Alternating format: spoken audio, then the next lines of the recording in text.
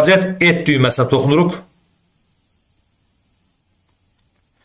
Buradan arayışın təqdim olunacağı yeri baxırsınız. Həmin yeri seçməliyik. Ölkə və yaxud da səfirlik. Mən ölkə seçirəm.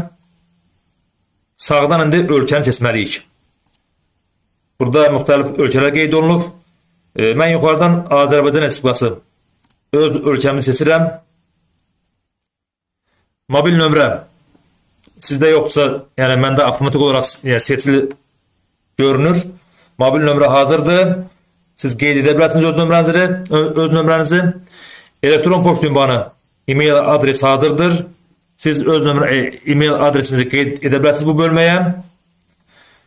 Və aşağıdan əlavə qeyd bölməsinə yaza bilərsiniz ki, konkret olaraq deməli, ailə tərkibi haqqında arayış hansı quruma təqdim olunacaqsa, onu burada yazırsınız. Müraciəti göndərəndən sonra deməli, Ədliyyə Nazirinin nümayəndələri yazdığınız, yəni həmən yazıya əsasən sizin arayışınızı hazırlayır və sizin şəxsi kabinetinizə əlavə edirlər.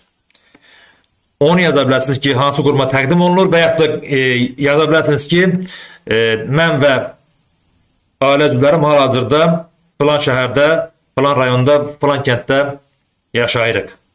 Onu da qeyd edirsiniz və göndərəndə dediyim kimi onlar da ona uyğun, yəni nümayəndələr ona uyğun hazırlayıb sizin şəxsi kabinetinizə əlavə edirlər həmin arayışı. Deməli, müraciəti göndər düyməsinə toxunandan sonra yenidən bir bölmə gəlir. Deməli, orada yenidən təsdiqləməlisiniz ki, ailə üzvləriniz, ad familiyası, doğum tarixi hamısı yenidən qeyd olunacaq. Yəni, o həmin bölməyi klik eləməlisiniz. Həmin bölməyi də klik eləyəndən sonra müraciəti göndərirsiniz. İş günü ərzində, yəni iş günündə göndərsəniz daha yaxşı olar. Deməli, bir iş günündə hazırlayıb geri dönüş edirlər. Yəni, deməli, hazır arayışı sizin şəxsi kabinetinizə əlavə edirlər.